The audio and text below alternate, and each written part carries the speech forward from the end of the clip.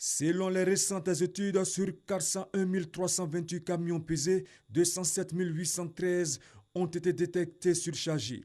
Après donc 2 années d'exercice, l'exploitation des stations de pesage a fait baisser l'incidence de la surcharge routière de 5,5% en général et la réduction de l'extrême surcharge de 3,6% en particulier.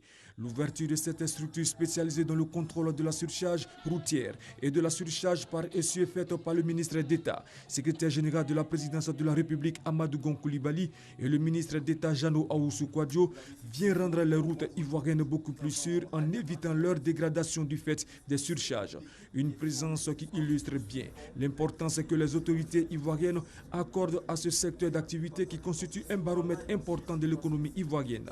Le président de la République de Côte d'Ivoire a décidé d'investir pour les 20 prochaines années près de 12 000 milliards dans les infrastructures routières.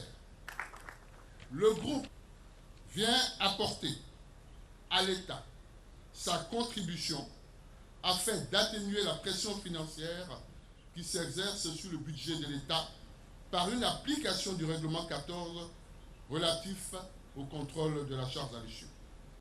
Et des efforts selon le directeur général du FER, le fonds d'entretien routier, ont été faits ces dernières années pour préserver les routes ivoiriennes. L'émergence est possible et que l'intégration africaine par des voies économiques et sociales peut se réaliser que par les voies de communication, par les moyens de transport, mais à commencer par les routes.